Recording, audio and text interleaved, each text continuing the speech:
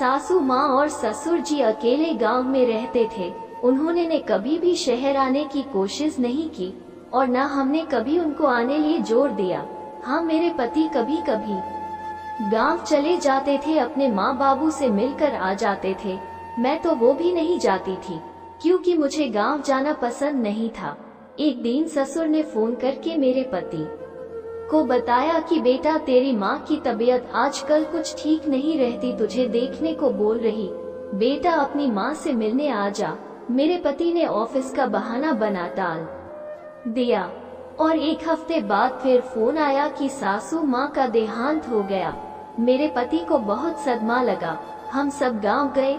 सासू माँ का क्रियाकर्म करने के बाद तो मैं वापस आ गई, लेकिन मेरे पति रुक गए। सासू माँ के 13वीं के बाद मेरे पति अपने बाबूजी को अपने साथ ही रहने के लिए गांव से ले आए थे। मैंने सोचा महीने 2 महीने में बाबूजी वापस गांव चले जाएंगे, इसलिए मैंने कुछ नहीं कहा। लेकिन 3 महीने के बाद भी जब वो हमारे साथ थे तब मुझे उनका रहना खलने लगा।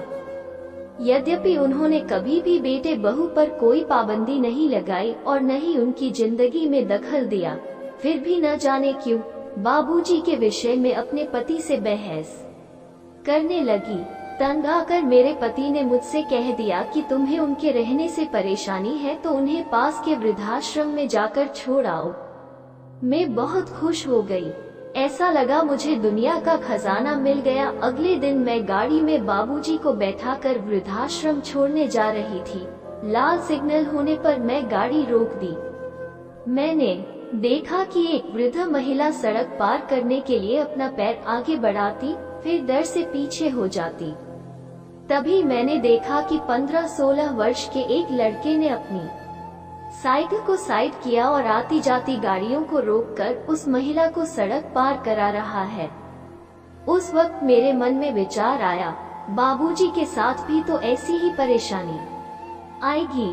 मेरा बुढ़ापा आने पर अगर मेरा बेटा भी मुझे ऐसे ही मुझे छोड़ दिया तो सोचकर ही सिहर गई। नहीं नहीं, मैं इन्हें कहीं नहीं जाने दूंगी, ये हमेशा हमारे साथ ही रहेंगे। मैंने गाड़ी के शीशे में देखा, बाबूजी रुमाल से अपनी आंखों को पोंछ रहे थे। मुझे खुद से शर्म आ रही थी। ये मैं क्या करने चली थी।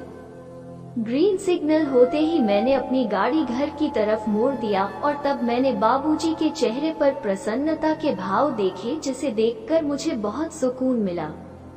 मैंने खुद से निश्चय किया, अब कभी भी बाबूजी को खुद से दूर नहीं करूंगी, हमेशा उनकी सेवा और मान सम्मान करूंगी। मेरे इस निर्णय से मेरे पति और बाबूजी बहुत खुश थे।